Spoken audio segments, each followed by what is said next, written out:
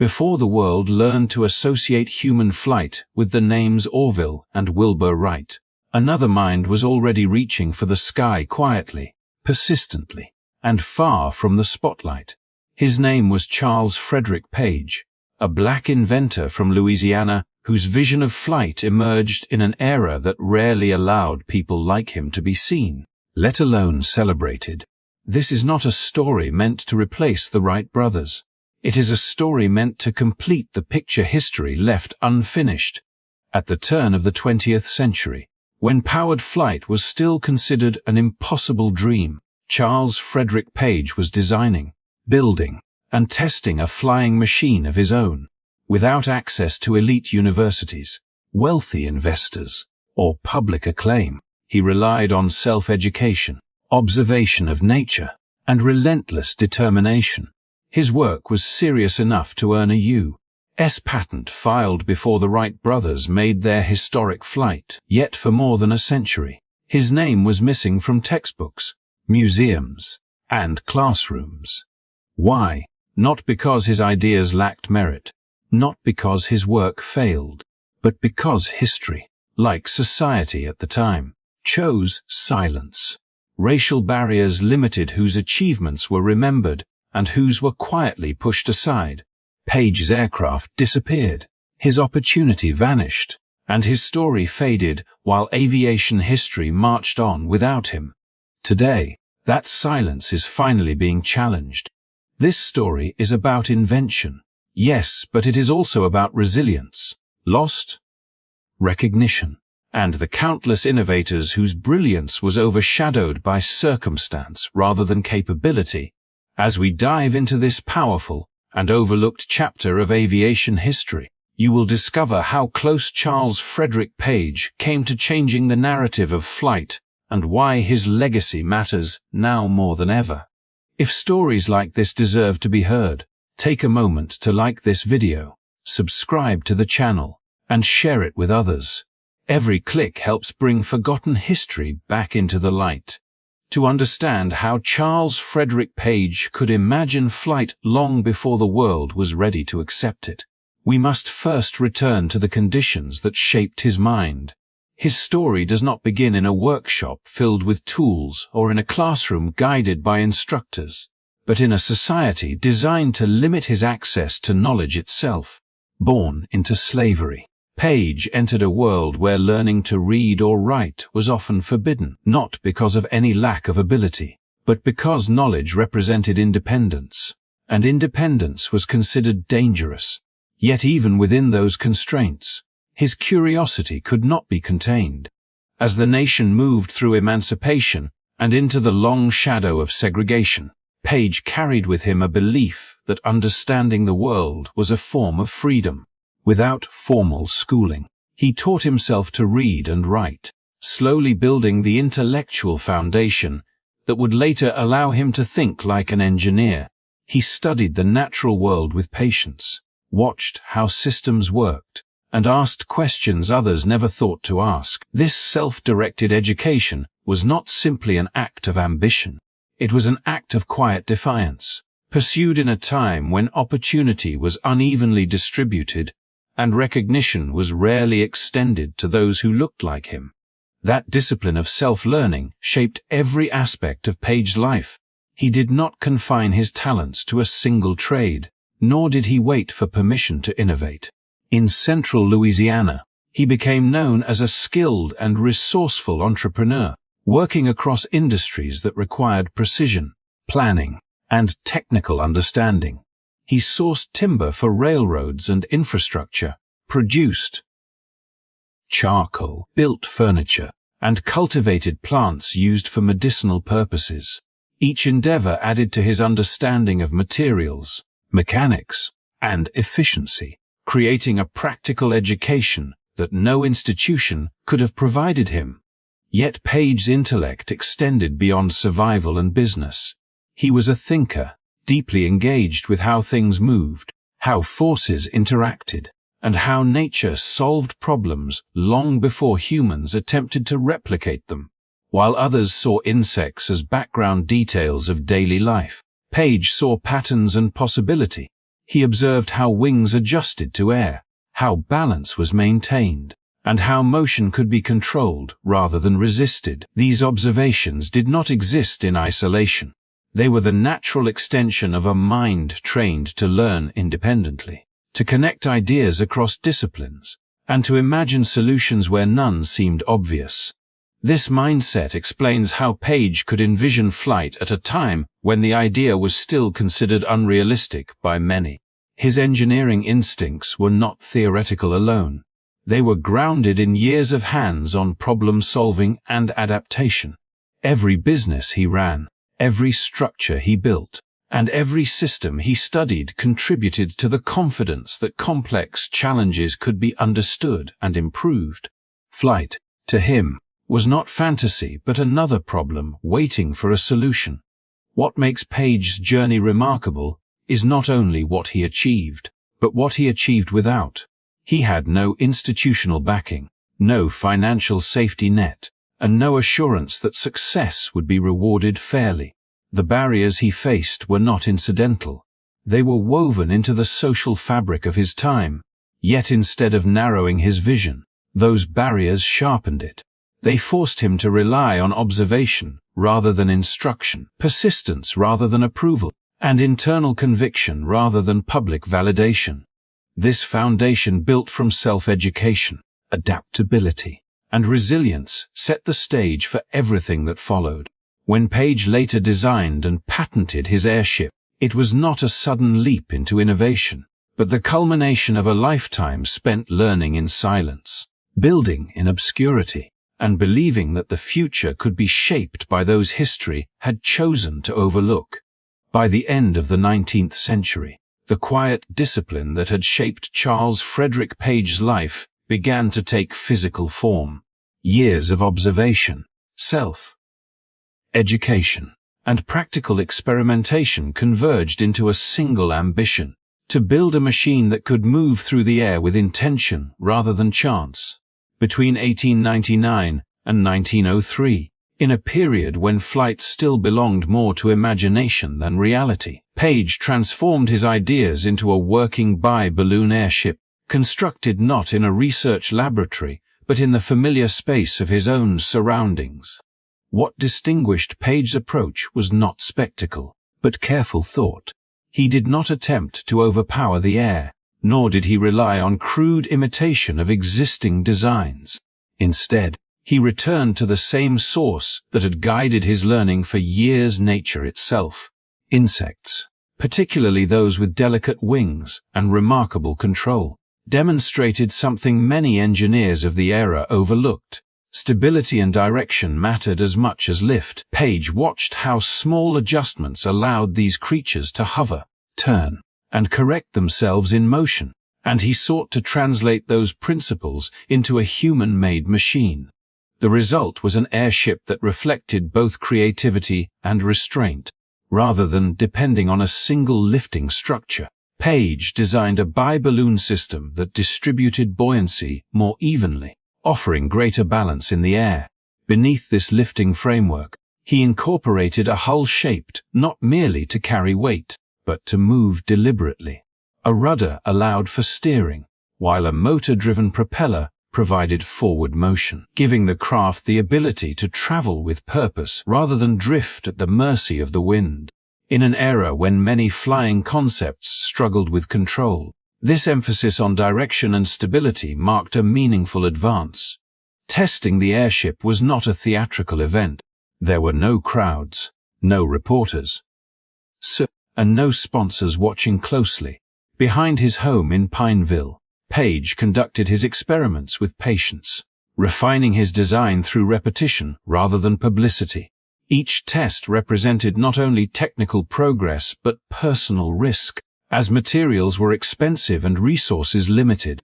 Yet he continued, guided by the belief that success did not require attention to be real. What mattered was that the machine worked. Over time, those efforts paid off. The airship demonstrated controlled movement, validating years of careful planning. For Page, this moment was not about personal triumph alone, but proof that knowledge gained through persistence could rival that produced by institutions that had never opened their doors to him. The aircraft stood as evidence that innovation could emerge from places history rarely thought to look. This period of experimentation also revealed Page's unique position in the early history of flight. While others were racing toward recognition, he focused on refinement. His airship was not a fleeting concept or a fragile prototype, but a system designed to function, combining lift, propulsion, and steering into a coherent whole. It was the logical outcome of a life spent solving practical problems and trusting observation over convention. By 1903, Page's work had reached a critical point. He was no longer simply imagining flight. He had built something capable of achieving it. The airship represented more than an invention. It was the embodiment of years of quiet learning, the bridge between natural inspiration and mechanical design, and the clearest expression yet of his belief that progress did not belong exclusively to those already recognized. In that small corner of Louisiana, long before his name entered public conversation, Charles Frederick Page had proven to himself that controlled flight was possible and that he was capable of creating it. By 1904, Charles Frederick Page stood at the edge of what should have been a defining moment. Years of patient observation, careful construction, and quiet testing had led him to believe that his airship was ready to be seen beyond the boundaries of Pineville. The St. Louis World's Fair, officially known as the Louisiana Purchase Exposition, represented more than an exhibition of technology. It was a global stage where inventors could step into history. For Page, it was the opportunity to place his work alongside the most ambitious ideas of the age and finally allow the world to judge his invention on its merits. The decision to send the aircraft to St. Louis came at great personal cost. Page did not have investors or institutional support to absorb the risk. Every component of the airship reflected years of savings and sacrifice, accumulated through hard labor and disciplined living. Shipping such a complex machine by rail was itself a leap of faith, but Page understood that progress often demands commitment without guarantees. He prepared the aircraft carefully, believing that once it arrived, its design and performance would speak for themselves. Then, without explanation, the airship never reached its destination. Somewhere along the route, the machine vanished. No official record explained its disappearance, and no recovery ever followed. For Page, the loss was not merely financial. It was the collapse of momentum, the sudden removal of a future he had been building toward for years. The World's Fair continued without his invention, showcasing the dreams of others while his work remained absent, its place on the exhibition floor empty and unacknowledged. The silence surrounding the loss was as devastating as the event itself. In an era defined by rigid racial hierarchies, accountability was uneven, and certain voices carried little weight when questions were raised. Page was left with no clear answers, only the awareness that his creation was gone and that the moment he had prepared for so carefully had passed. Whether through neglect, bias, or deliberate interference, the result was the same. His airship, and the opportunity it represented, had been erased from public view. This disappearance marked a turning point. Page had invested not only money, but belief, into the promise that innovation could overcome social boundaries. The loss forced a painful reckoning with reality. Rebuilding would require resources he no longer had, and responsibilities to his family could not be ignored. Practical necessity replaced aspiration, and the pursuit of flight, once so central to his vision, became impossible to continue. What followed was not bitterness, but a quiet withdrawal from aviation. Page did not abandon his principles or his curiosity, but he redirected his energy toward the community that had always depended on him. The airship had represented a future shaped by recognition and advancement. Its disappearance closed that path, yet even in disappointment, Page's character remained intact. He chose stability over risk, responsibility over renewed pursuit, and service over self-promotion. In the broader sweep of history, this moment explains why his name faded while others endured. Innovation often requires more than brilliance. It demands protection, access, and the assurance that effort will be met with fairness. Page possessed the first in abundance, but the latter were beyond his control. The vanishing of his airship did not diminish the value of his work, but it removed his chance to prove it on the world stage. The tragedy of 1904 was not only the loss of a machine, but the loss of possibility. Had the airship arrived, history might have unfolded differently. Instead, Page's contributions slipped into obscurity, not because it lacked substance, but because the system surrounding it failed to support its creator. And in that quiet absence, a pioneering chapter of aviation was left unwritten for more than a century. The loss of the airship in 1904 might have marked the end of Charles Frederick Page's public pursuit of flight, but it did not erase the substance of what he had already achieved, even as disappointment settled in and practical realities reshaped his future. The formal record of his work continued to move forward. In 1906, after years of examination typical of the era, Page was granted U.S. Patent No. 817,422 for his airship design. The document did not restore what had been taken from him, yet it quietly affirmed something history would later struggle to acknowledge. His ideas were real, original, and worthy of legal recognition. The patent captured the careful thinking behind his invention, detailing a craft built for balance, control, and purposeful movement through the air. It reflected the same principles that had guided his experiments years earlier, grounded in observation rather than speculation. At a time when aviation concepts varied widely and success was far from guaranteed, receiving a patent signaled that Page's work met the standards of innovation required by the United States government for a black inventor in the early 20th century. This alone was a rare and significant achievement. The timing of the patent adds a quiet but powerful layer to the story. Just weeks later, the Wright brothers would receive their own patent for a flying machine based on an entirely different technological approach. Their design relied on aerodynamic lift rather than buoyancy, placing the two inventions on separate paths within the broader pursuit of flight. Yet the closeness of these dates underscores an important truth. Page was not working in the shadow of the Wright brothers. He was operating within the same moment of discovery, contributing to the same global effort to conquer the air. Despite this, the impact of Page's patent remained limited. Without the physical airship to demonstrate, and without access to the networks that could transform invention into industry, the document stood largely alone. Offers to purchase the patent reportedly came, but the loss of his prototype had drained both resources and enthusiasm. For Page, the patent became a symbol of what might have been, rather than a gateway to further development. Recognition on paper could not replace opportunity in practice. Still, the patent's existence matters deeply. It preserved Page's work within the official archives of innovation, waiting for a future willing to look back more carefully. It confirmed that his ideas were not folklore or exaggeration, but verifiable contributions evaluated and accepted by the same system that recognized other pioneers of flight. In a period when black inventors often struggled to secure even basic legal support, Page's success in navigating the patent process stands as a testament to his persistence and clarity of vision.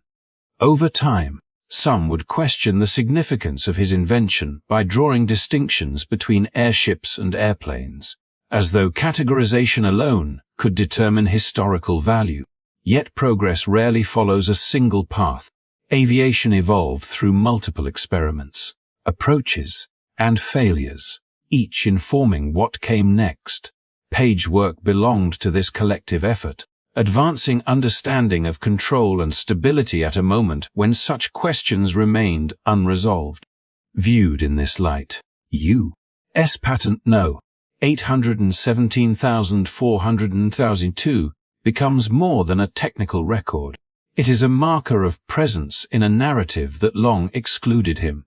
It confirms that Charles Frederick Page stood at the threshold of aviation's birth, contributing knowledge shaped by experience, discipline, and resilience.